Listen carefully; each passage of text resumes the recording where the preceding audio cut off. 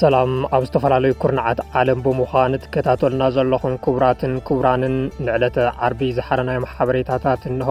ፈለማ ቀንዲ ነጥብታት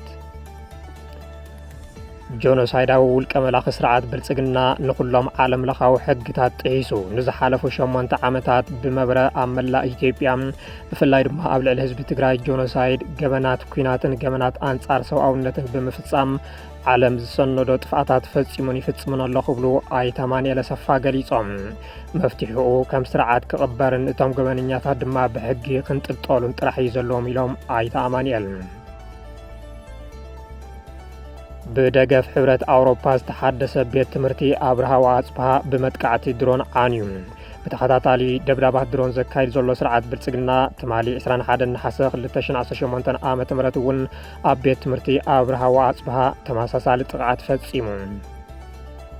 ኣብ ዓፋር ዕጡቓት እናወደበት ልኡኽ ስርዓት ብልጽግና ንምዕዋት እናተንቀሳቐሰት ትርከብ ሜጀር ጀነራል ዘውዱ ኪሮስ መንእሰይ ትግራይ መዝሓሊ ጥይት ሕወሓት እናኾነ ይርከብ ክትብል ከሲሳ። ሕወሓት ትሕቲ 18 ዓመት ዝኾኑ ሰገናት ብሓይሊ እናገፈፈ ናብ ኩናት ይእትዎም ኣሎ ብምባል እትኸስስ እታ ጀነራል ኣብ ትግራይ ዘሎ ምሕደራ ፖለቲካ ብዝበለጸ ዝተሓላለኸ ንኽኸውን ኣመራርሓ ዕጡቓት እቲ ውድብ ልዑል ታራ ይገብሮ ኣለዉ ክትብል ንሰራዊት ትግራይ ዕጡቕ ክትብል ገሊጻቶም። ሰራዊት ኤርትራ ሰፊሕ ምንቅስቃስ ምጅማሩ ሓበሬታታት ኣመልኪቶም። እቲ ምንቅስቃስ ሰራዊት ብክልተ ኣንፈት ከም ዝኾነ ዝሕብሩ እቶም ፍልፍላት ካብ ኣስመራ መንደፈራ ዓዲ ኋላ ከምኡ እውን ካብ ኣስመራ ንሰንዓፈ ከም ዝኾነ የመልክቱ።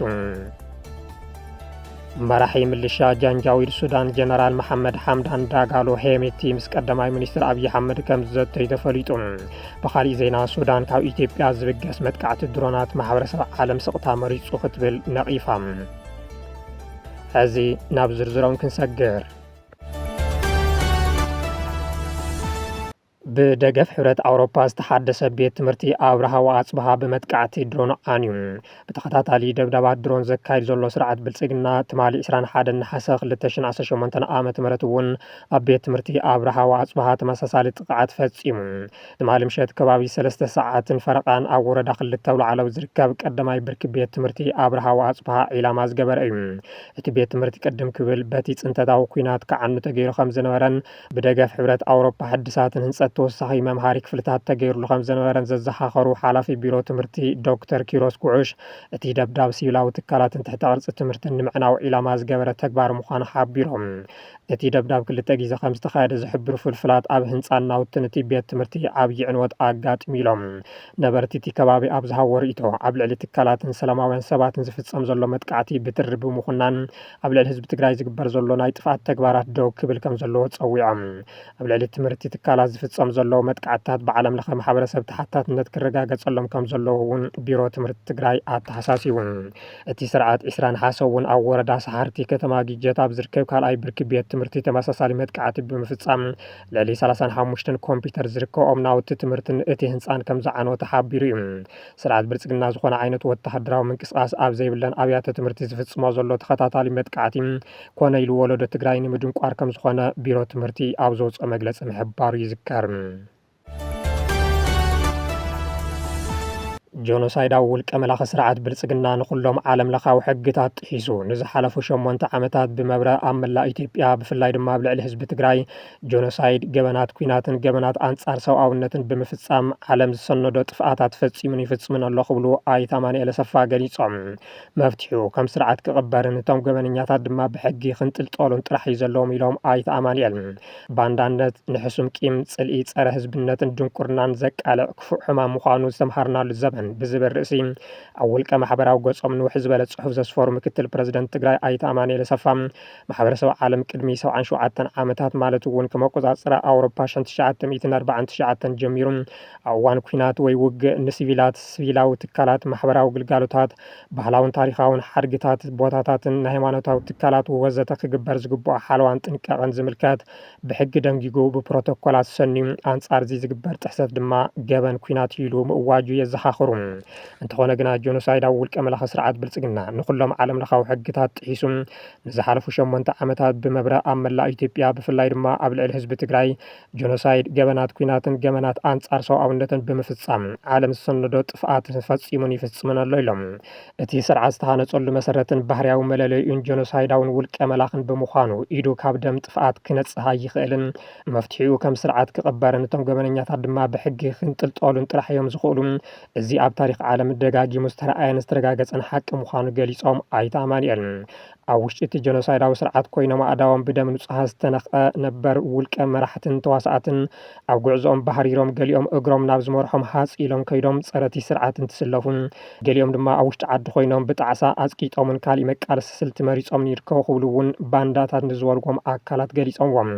እቲ ዝሕዝን ኩነታት እትሪኦ ኣብ ባንዳታት ተጋሩ እዩ ግዝኣታዊ መሬትካ መንጢሉ ሚልዮናት ቀቲሉን ኣፈናቂሉን ንጹሃት ኣሕዋትካን ኣዴታትካን ደፊሩን ኣዋሪዱን ኣብያተ እምነትካ ኣራኺሱን ኣቃጺሉን ታሪክካን መንነትካን ጊሱ ከም ብሔር ክትዋረድ ገይሩ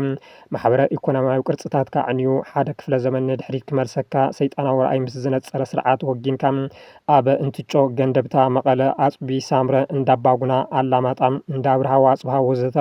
ህፃናትን ሲቪላትን እንትጭፍጨፉ ሃይማኖታውን ታሪኻውን ቅርስታት ከምኡ እውን ትካላት ማሕበራዊ ግልጋሎት ሲቪላዊ መሰረተ ልምዓትን እንትዓኑ ቦሎም እየ ዝብል ትግራዋይ ክትርእን ክትሰምዕ እንተለኻ ምዕሳብን ሕሱም ቂምን ክንዲ ምንታይ ከም ዘደንቁር ይገርመካ ኢሎም ኣይተ ኣማኒኤል ኣብ ጽሑፎም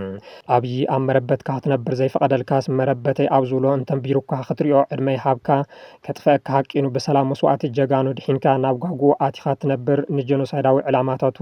ክሳብ ዘገልግለካ ጥራሕ እዩ ዝበሉ እቶም ምክትል ፕረዚደንት ንሱ ጆኖሳይድ እንትፍጽም ንስኻ ቦሎም የናንጓሕኻ ኣብ ጆኖሳይድ ኢድካ ክትሓውስ ትግደድ ኣለኻ ይብሉ እቶም ቀዲሞም መጋባርያቲ ስርዓት ዝነበሩን ኢዶም ብደም ንጹሃት ዝጠልቆይን ሰባት ከመይ ከም ዝነጹ ተጨኒቖም ንርእሶም ተግልሉን ሓቂ እንትምስክሩን ውሕዳት ባንዳታት ኣብ ክንዶም ተተኪኦም ክኣትዉ ክጽዕሩ ክትርኢ የደንጽወካ ይብሉ ካብ ፖለቲካዊ ኣፈላላይ ሓሊፉ ፖለቲካዊ ቂምን ጽልን እንተሃልዩኳስ ንህዝብኻን ዓድኻን ዶ ቦሎም የትብል ኢኻ ሽሕ ግዜ እንተደንቆርካስ ሕግታት ሰብኣውነት ዝበሃል ወሩ እውን ዶ በዚ ደረጃ ይጠፍአካ ኣይኽብሉ እውን ይሓቱ ኣይተ ኣማኒኤል ምምሕዳር ዞባ ምብራቕ ትግራይ ኣጠንቂቑ ብጉርባብ ድርቂ ብሽም ህዝቢ ምምሕዳር ምብራቕ ዝግበር ሸቐጥ ጠጠው ንኽብል እውን ተሓሳሲቡ እቲ ምምሕዳር ብሽም ሓገዝ ድርቂ ዝግበር ዘይሕጋዊ ናይ ገንዘብ ምእካብ ምንቅስቓስ ጠጠው ንኽብል ኣጠንቂቑ ቤት ጽሕፈት ምምሕዳር ዞባ ምብራቕ ትግራይ ኣብ ዘውፅኦ ተሪር መግለጺ ኣብቲ ዞባ ዘጋጠመ ከቢድ ሓደጋ ድርቂ ንምፍታሕ ምስ ዝምልከቶም መንግስታውን ዘይመንግስታውን ትካላት ስራሕቲ ሓገዝ የካይድ ከም ዘሎ ብምጥቃስ እንተኾነ ነቲ ኣጋጢሙ ዘሎ ፀገም ምክንያት ብምግባር ብሽም ሓገዝ ኣብ ዝተፈላለዩ ቦታታት ዝግበሩ ዘይሕጋዊ ምንቅስቃሳት ምእካብ ገንዘብ ተቐባልነት ከም ዘይብሎም ኣጠንቂቖም እቲ ምምሕዳር ከም ዝገለጾ ኣብዚ ሕዚ እዋን ኣብ ትግራይ ኣብ ዝበዝሓ ዞባታትን ወረዳታትን ከቢድ ሓደጋ ድርቂ ኣጋጢሙ ኣብ ህዝብን እንስሳን ጉድኣት የብፅሕ ከም ዘሎ ብምጥቃስ ነዚ ፀገም እዚ ንምፍታሕ ምምሕዳር ዞባ ምብራቕ ምስ ዝምልከቶም ኣካላት ብምውሃር ይሰርሕ ኣብ ዘለሉ እዋን ገለ ኣካላት ነቲ ኩነታት ተጠቒሞም ብዘይፍሉጣትን ዘይተማልኡን መንገድታት ብሽም ሓገዝ ገንዘብ ዝእክቡን ካብ ዝምልከቶ ኣካል ወፃኢ ናይ ባንኪ ሒሳብ ቁፅርታት ብምኽፋት ዝንቀሳቐሱን ኣካላት ከም ዝረኣዩ ኣመልኪቱ እቲ ምምሕዳር ወሲኹ ዝኾነ ናይ ሓገዝ ምእካብ ምንቅስቓስ ካብ ዝምልከቶ ኣካል ፍቓድን ኣፍልጦን ብዝተውሃቦ ወግዓዊ ኣሰራርሓ ብዝምራሕ ናይ ባንኪ ሒሳብ ጥራሕ ክካየድ ከም ዘለዎ ብምሕባር ካብዚ ወፃኢ ዝግበር ዝኾነ ምንቅስቓስ ዘይሕጋዊ ምዃኑ ገሊጹ ምምሕዳር ዞባ ምብራቕ ኣብ መወዳእታ ህዝቢ ነዚ ዘይሕጋዊ ናይ ገንዘብ ምእካብ ተግባራት ተገንዚቡ ጥንቃቐ ክገብርን ሓገዛት ጥራሕ ብወግዓዊ ናይቲ ምምሕዳር መስመር ኣቢሉ ክሓልፍ ከም ዘለዎም ኣተሓሳሲቡ ኣብ ዓፋር ዕጡቕና ወደበት ልኡኽ ስርዓት ብልጽግና ንምዕዋት እናተንቀሳቐሰት እትርከብ ሜጀር ጀነራል ዘውዱ ኪሮስ መንእሰይ ትግራይ መዝሓሊ ጥይት ሕወሓት እናኾነ ይርከብ ክትብል ከሲሳ ሕወሓት ትሕቲ 18 ዓመት ዝኾኑ ሰገናት ብሓይሊ እናገፈፈ ናብ ኩናት ይእትዎም ኣሎ ብምባል እትኸስስታ ጀነራል ኣብ ትግራይ ዘሎ ምሕደራ ፖለቲካ ብዝበለፀ ዝተሓላለኸ ንክኸውን ኣመራርሓ ዕጡቓት እቲ ውድብ ልዑል ታራ ይገብሩ ኣለዉ ክትብል ንሰራዊት ትግራይ ዕጡቕ ክትብል ገሊፃቶም ኣብቲ ክልል ካብ 16 ክሳብ 17 ዓመት ዝኾኑ ሰገናት ብሓይሊ ተገፊፎም ናብ ኩናት ከም ዝውሰዱን መንእሰይ ትግራይ መዝሓሊ ጥይት እቲ ዘይሕጋዊ ዝበለቶ ጉጅለ እናኾነ ከም ዝርከብ ዝገለጸት ጀነራል ዘውዱ ኪሮስ ኣዲታት ትግራይ ነቲ ደቀን ንሞት ክቃልዑ ዝገብር ዘሎ ውድብ ሕወሓት ደቅና ኣይንህብን ብምባል ኣብ ኣደባባይ ወፅአን ተቃውሞአን እናስማዓ ይርከባ ትብል ፈለማ ኣብ እዋን ዘመነ ስልጣን ኣይተ ጌታቸው ረዳ ፀኒሓ ድማ ኣብ ዘመነ ስልጣን ጀነራል ታደሰ ወረደ ሓላፊት ቢሮ ማሕበራዊ ጉዳይን እግሪ ምትካልን ኮይና ትሰርሕ ዝነበረትን ብቐንዱ ተመዛበልቲ ክተመልስን እግሪ ክተትክሎምን ተባሂላ ተሸማ ዝነበረት ጀነራል ጀነራል ዘውዱ ኪሮስ ዋላ ሓንቲ ስራሕ ከይሰርሐት ናብ ኣዲስ ኣበባ ብምኻድ ኣካልቲ ብስርዓት ብልጽግና ኣብ ክልል ዓፋር ዝተወደበ ዕጡቕ ሓይሊ ምዃና ዝፍለጥ እዩ። ህወሓት ኣብ ትግራይ መናእሰይ ንኹናት ይገፍፍ ኣሎ ብምባል እትኸስስ ጀነራል ዘውዱ እቲ ኣብ ዓፋር ዘሎ መንእሰይ ከንመርዓ ድዩ ተሓፂዩ ዝብል ሕቶ ግና ንምምላስ ባህጊ ኣየርኤትን። ኣብ ኣዲስ ኣበባ ኮይኖም ትእዛዝን ገንዘብ ስርዓት ብልጽግና እናተቐበሉ ዝተመቻቸወ መነባብሮ እናመርሑ ነቲ ኣብ ዓፋር ዝተወደበ ሓይሊ ግና ቆላሕ ከም ዘይብልዎ ዝኽሰሱ ጀነራል ዘውዱን ካልኦት ኣብ ዓፋር ነቲ ዕጡቕ ሓይሊ ንመርሕ ዝብሉ ጀነራላትን ህወሓት ንኹናት ይዳለሎ መናእሰይ ይገፍሎ ክብሉ ወግሐ ፀብሐን ትኸሱ ይስምዑ። ንሳቶም ግና ኣብ ዓፋር ዕጡቕ እናዕጠቑ ንትግራይ ንምውጋእ ኣብ ምንቅስቓስ ይርከቡ። ሰራዊት ኤርትራ ሰፊሕ ምንቅስቓስ ምጅማሩ ሓበሬታታት ኣመልኪቶም። እቲ ምንቅስቓስ ሰራዊት ብክልተ ኣንፈት ከም ዝኾነ ዝሕብሩ እቶም ፍልፍላት ካብ ኣስመራ መንደፈራ ዓዱ ኻላም ከምኡ እውን ካብ ኣስመራ ንሰንዓፈ ከም ዝኾነ የመልክቱ። መስመር መንገዲ ኣስመራ መንደፈራ ዓዱ ኻላ ናብ ራማ ዝወስድ ኮይኑ ኣስመራ ሰንዓፈ ድማ ናብ ዘላንበሳ ዘብፅሕ ምዃኑ ይፍለጥ። ክልቲኦም መስመራት መንገዲ ናብ ትግራይ ዘምርሑ ከም ዝኾኑ ዝጠቐሰት ዝተረኸበ ሓበሬታ እቲ ምንቅስቓስ ሰራዊት ብርግጽ ናብ ደቡብ ትግራይ ድዩ ንዝብል ግና ብንጹር ዝመለሰ ኣይኮነን። እቲ ምንቅስቓስ ኣብ ዝሓለፉ ሒደት መዓልትታት ክካየድ ከም ዝቐነየን ወተሃደራዊ ተሽከርከርቲ ብሰራዊት ተዓጂበን ዝተገበረ ጉዕዞ ከም ዝኾነን እውን እቲ ሓበሬታ ኣመልኪቱ። ዕላማ እቲ ምንቅስቓስ ሰራዊት እንታይ እዩ ዝብል ዘይመለሰ እቲ ሓበሬታ ካብ ቀረባ እዋን ጀሚሩ ኣብ ሰሜን ኢትዮጵያ ይምዕብል ምስ ዘሎ ስግኣት ኩናት ዝተኣሳሰረ ክኸውን ከም ዝኽእል ግና ግምታት ኣለዉ። መራሒ ምልሻ ጃንጃዊድ ሱዳን ጀነራል መሐመድ ሓምዳን ዳጋሎ ሄሜቲ ምስ ቀዳማይ ሚኒስትር ኣብይ ኣሕመድ ከም ዝዘተየ ተፈሊጡ። ብኻልእ ዜና ሱዳን ካብ ኢትዮጵያ ዝብገሳ መጥቃዕቲ ድሮናት ማሕበረሰብ ዓለም ሱቕታ መሪፁ ክትብል ነቒፋ። ብሰራዊት ሱዳን ስዕረት ዝገጥሞ ዘሎ መራሒ ዕጡቕ ሓይሊ ወሃብ ህፁፅ ደገፍ ጀነራል ሄሜቲ ብቐንዱ ካብ ስርዓት ብልጽግና ደገፍ ኣብ ዝረኽበሉን ምሕዝነት ኣብ ዝፈጥረሉን መዳይ ምስ ኣብይ ኣሕመድ ከም ዝተዛተየ ዝወፁ ሓበሬታታት ኣመልኪቶም። መራሒ RSF ጀነራል መሐመድ ሓምዳን ዳጋሎ ሄሜቲ ኣብ ሰሜን ኢትዮጵያ ንዝሓስብዎ ኩናት ብኸመይ ተዋዲዶም ከም ዝመርሕዎ ንምዝታይ ብምሽጥር ናብ ኣዲስ ኣበባ ኣቕኒዑ ይብላ ማዕኸናት ዜና ማእኸላይ ምብራቕ። ኣብዚ ሕዚ እዋን ብሰራዊት ሱዳን ዓብዪ ስዕረት ዝገጥሞ ዘሎ ግን ድማ ካብ ስርዓት ብልጽግናን ሕቡራት ዓረብ ኤሚሬትስን ዘይተሓለለ ደገፍ ዝረክብን እቲ ዕጡቕ ሓይሊ ዝገጥሞ ስዕረት ንምኽባስ ከምኡ ድማ ስርዓት ብልጽግና ኣብ ልዕሊ ሰሜን ኢትዮጵያ ብፍላይ ድማ ኣብ ልዕሊ ትግራይ ንዝኸፍቶ ኩናት ቅድሚ ሕዚ ዝነበረ ምድጋፍ ዝያዳ ንምሕያል ጀነራል ሄሜቲ ምስ ቀዳማይ ሚኒስትር ኣብይ ንምዝራብ ከም ዝተገደደ እዩ እቶም ዝወፁ ዘሎ ሓበሬታታት ዘመልክቱ። ዕጡቓት ህወሓት ምስ ሰራዊት ሱዳን ኮይኖም ይወግእነሉ ብምባል ክኸስስ ፀንሐ ዕጡቕ ሓይሊ ምልሻ ጃንጃዊድ 25 ሓምለ 2018 ዓ.ም ኣብ ሸረሪና ኣብ ዝተኻየደ ውግእ ኣብ ጎኒ ብልጽግና ተሰሊፉ ከም ዝተዋግአ መንግስቲ ትግራይ ምግላጹ ይዝከር። ኣብ ቤንሻንጉል ጉሙዝ ካብ ዝተውሃበ ማእኸል መሰልጠንን ሎጂስቲክን ብተወሳኺ ካብ ኣሶሳን ባህር ዳርን ብዝብገሳ ድሮናት ደገፍ ዝግበረሉ ዕጡቕ ሓይሊ ሄሜቲ እንተኾነ ከምቲ ዝደልዮ ዓወታት እናመዝገበ ከም ዘይኮነ እዩ ዝግለጽ። ምክልኻል ኣየር ሱዳን ካብ ኢትዮጵያ ይብገሳ ንዝበለን ድሮናት ብምውቃዕ ብዙሓት ከም ዝሓምሸሸን ነቲ ዕጡቕ ሓይሊ ንምድምሳስ ይንቀሳቐስ ከም ዘሎን እዩ ዝሕበር። እዚ ከምዚ ኢሉ እንከሎ ካብቲ ዕጡቕ ሓይሊ ናብ ሰራዊት ሱዳን ዝጽንበሮ ኣባላት በቢግዚኡ እናወሰኸ ምኻዱ ዝሕብሩ ፍልፍላት ናይዚ መቐጸልታ ድማ ሎሚ 22 ነሓሰ 2018 ዓ.ም 265 ኣዘዝቲ ዝርከብዎም ዕጡቓት ሓይልታት ቅልጡፍ ደገፍ ናብ ሰራዊት ሱዳን ከም ዝተጸንበሩ ተገሊጹ። 265 ተጋደልቲ ሓይልታት ቅልጡፍ ደገፍ ነቲ ጉጅለ ራሕሪሖም ናብ መስርዕ ሰራዊት ሱዳን ዳግማይ ከም ዝተጸንበሩ ምንቅስቓስ ፍትሕን ማዕርነትን ሱዳን ዕላው ገይሩ። ብነበር ሚኒስተር ፋይናንስ ሱዳን ጅብሪል ኢብራሂም ዝምራሕ ምንቅስቓስ ፍትሕን ማዕርነትን እቲ ኢድ መሃብ ጉጅለ ብኮማንደር በሽር አቡባከር አብዱል ሰላም ዝምራሕ 15 መኮንናትን ልዕሊ 250 ታራ ወታደራትን ዘጠቓለለ ምዃኑ ተገሊጹ። በቢግዚኡ ብርኪ ዝበሉ ዕጡቓትን ሰራዊት ሱዳን ኢዶም እናሃቡ ከም ዝርከቡ ጸብጻብ ሱዳን ትሪቡን የመልክት። ብኻልእ ዜና ሱዳን ኣብ ውሽጢ ቻድ መጥቃዕቲ ኣካይዳ ንዝብል ክሲ ብምንጻእ ካብ ኢትዮጵያ ዝመጽእ መጥቃዕቲ ሰብ ኣልቦ ነፈርቲ ማሕበረሰብ ዓለም ሰቕታ ምምራጽ ወቒሳ።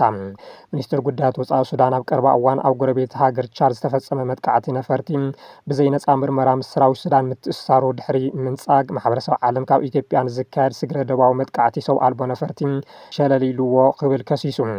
መግለፂ ሚኒስትር ጉዳያት ወጻኢ ሱዳን ላዕለዋይ ኣማኻሪ ፕረዚደንት ኣሜሪካዊ ጉዳይ ኣፍሪካን ዓረብን ሞሳድ ቦሎስ ኣብ ውሽጢ ቻድ ብወታደራዊ ሓይሊ ሱዳን ዝተፈጸመ መጥቃዕቲ ኣየር ድሕሪ ምኹናኖም ስዒቡ ዝተዋሃበ እዩ። ዕጡቓት ሓይልታት ቻድ ብሰንበት ኣብ ዝሃቦ ዝሃቦ መግለጺ ኣብ ሰሜናዊ ምብራቕ ኣብ እትርከብ ኣውራጃ እንንዲኢሲት ካብ ደቡብ ሱዳን ልዕሊ 100 ኪሎ ሜትር ርሒቕ ኣብ እትርከብ ኣብ ልዕሊ ተሽከርከርቲ መጥቃዕቲ ከም ዝተፈጸመ ሓቢሮም ምንባሮም ይዝከር። ወሃቢ ቃል ወተሃደራዊ ሓይሊ ቻድ ጀነራል ኣልቻኒን ኢሳካ ኣቻይክ እቲ መጥቃዕቲ ብነፈርቲ ሱዳን ከም ዝተኻየደ ዘመላኽት ምባሎም ይፍለጥ። ሚኒስትር ጉዳያት ወጻኢ ሱዳን ሞያውን ነፃን ምርመራ ቅድሚ ምክያዱ ንሰራዊት ሱዳን ተሓታቲ ዝገብር መግለጽታት ከም ዘግረሞ ብምሕባር ሱዳን ንመሬታዊ ሓድነት ቻድ ከም እተኽብር ብምግላጽ እቲ ሰራዊት ንጎራብቲ ግዝኣታዊ ዕላማ ከይገበረ ሃገራዊ ድሕንነት ንምሕላው ኣብ ውሽጢ ስልጣኑ ብጥብቂ ከም ዝሰርሕ ወሲኹ ገሊጹ። ገለ ሓበሬታታት ከም ዘመልከትዎ እቲ መጥቃዕቲ ኣብ ውሽጢ ቻድ ኣብ ልዕሊ ዝነበራ ወተሃደራዊ ተሽከርከርቲ ዕጡቕ ሓይሊ ምልሻ ጃንጃዊድ ዝተፈጸመ ከም ዝኾነ እዩ።